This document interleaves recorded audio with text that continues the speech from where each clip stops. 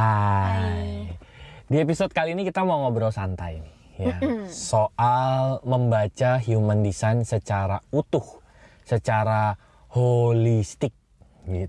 Bahasa kerennya, ya kan. Nah, kenapa pembacaan human design itu perlu dibaca secara utuh atau secara holistik? Nanti Rusia akan menjawab ya, gitu ya. Tapi yang pasti adalah begini teman-teman. Dulu saya pribadi ini saya pribadi ya. Saya itu kan tipe orang yang bisa dibilang so you know. Jadi pada saat saya melihat satu human design hanya misalnya dari type gitu ya. Oh, type tertentu misalnya kayak saya apa sih manifestor ya. Saya manifestor, saya merasa bahwa saya sudah tahu banyak tentang human design saya gitu ya. Tapi bukan berarti cuman tahu satu type itu tidak berarti apa-apa gitu ya. Hanya tahu type saja tidak berarti apa-apa. Itu saja saya sudah sangat terbantu. Dengan tahu, oh saya manifestor, berarti saya begini, begitu gitu ya. Tapi itu baru satu part bagian dari pembacaan human design secara holistik gitu ya. Nah, sekarang menurut Bu Rus ini. Apaan sih? Katanya santai ya. Iya. Nah, menurut kamu kenapa sih membaca human design itu perlu secara utuh, secara holistik gitu ya? Apa lebihnya dan apa kita sebut aja minusnya kalau kita melihat human design kita tuh secara parsial, secara separuh-separuh gitu? Oke, ya sebelumnya memang sebetulnya ya kalau saya pribadi percaya bahwa semua orang ada jodohnya lah ya. Kita berjodoh. Ada jodohnya, ketemu satu pengetahuan itu sejauh mana, sebanyak apa, itu masing-masing pasti punya jodohnya sendiri. Jadi mungkin, ada yang mungkin dengan tahu beberapa part itu sudah cukup mencerahkan mungkin untuk dirinya, ya monggo gitu, silahkan gitu kan. Jadi sebetulnya tidak ada keharusan gitu ya, cuma memang menarik kesimpulannya ini yang perlu lebih luas gitu kan. Jadi jangan sampai dari cuman beberapa part kita menarik kesimpulan dan kesimpulannya itu tidak utuh gitu ya. Iya, apalagi misalnya nih kalau human design dibaca secara gini. Oh, berarti kalau saya ini berarti saya nggak bisa ini. Nah, itu tuh yang perlu berhati-hati. Jadi bukan soal bagus jelek, bukan soal bisa nggak bisa gitu kan. Tapi kalau kita melihat human design yang secara menyeluruh, kita jadi tahu, kita jadi lebih lebih lengkap gitu ya, petunjuk-petunjuk mengenai pengelolaan diri kita. Yang tadinya kita pikir, oh berarti saya nggak bisa ya kalau untuk begini-begini, itu kita jadi tahu, oh ternyata dari energi ini sebetulnya saya bisa melakukan pekerjaan A gitu dengan cara energi ini. Oh berarti saya bisa menarik uang gitu ya, oh dengan cara energi yang saya miliki ini gitu. Karena banyak juga pertanyaan yang masuk misalnya,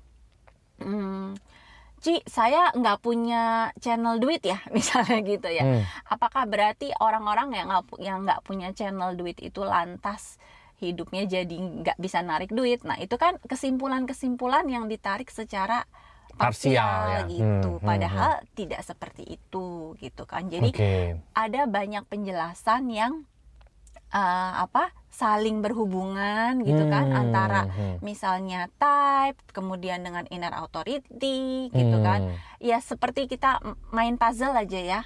Kalau kita misalnya cuma melihat satu kepingan, mungkin kita cuma akan berpikir, oh ini mungkin cuma gambar pohon gitu kan.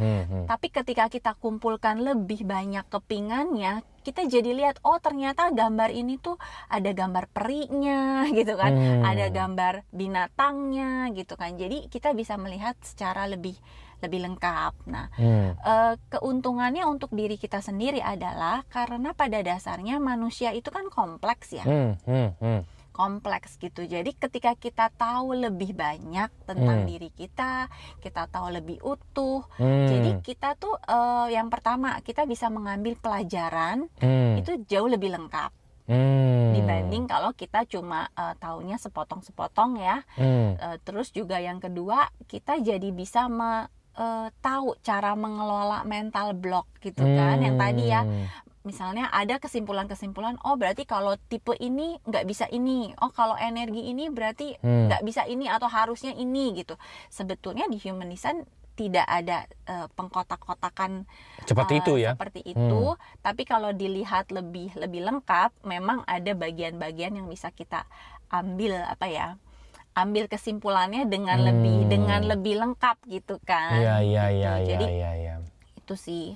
Jadi untuk menghindari penarikan kesimpulan karena kita melihatnya hanya dari satu atau dua bagian, tidak lengkap begitu ya. Jadi jangan sampai human design itu memberikan sugesti baru gitu. Ini nih menariknya. Memberikan sugesti baru yang justru malah menghambat kita untuk berkembang gitu ya secara utuh. Oke. Gitu. Nah, dari kamu sendiri gitu ya, kamu belajar human design itu udah cukup lama. Berapa lama sih kira-kira orang itu sampai akhirnya bisa mengerti human design-nya secara utuh gitu ya? Sebuah perjalanan kembali ke dirinya gitu. Ya, saya pribadi itu sebetulnya kalau dibandingkan dengan para tetua ya. Para tetua, jujur saya masih sangat baru sebetulnya kalau dibandingkan dengan para tetua gitu. Dari buku-buku yang saya baca gitu ya, foundernya, terus salah satu orang yang bikin buku bareng sama Rauruhu gitu ya, ada namanya Linda Brunel gitu ya.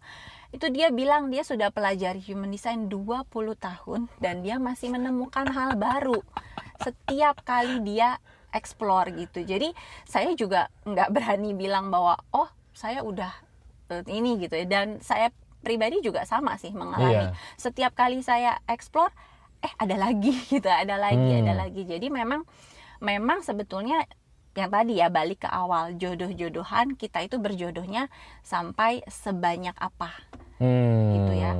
Tapi yang penting memang itu ya supaya kita tidak terburu-buru mengambil kesimpulan hanya dari sebagian kecil misalnya gitu. Jadi sayang gitu.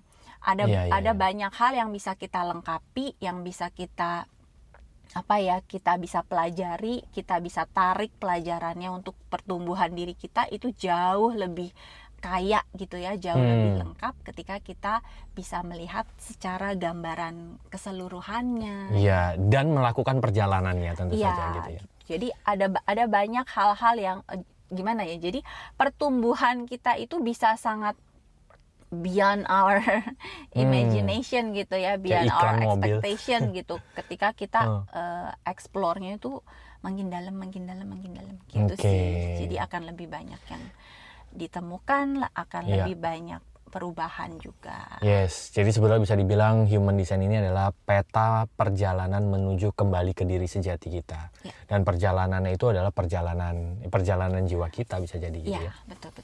Oke, buat teman-teman yang pengen tahu human design-nya secara komplit, ya complete version gitu ya, tidak sepotong-sepotong, teman-teman klik aja link di deskripsi gitu ya. Di situ ada nomor WA, terus nanti kita setiap hari Kamis kita ada Zoom bareng gitu ya.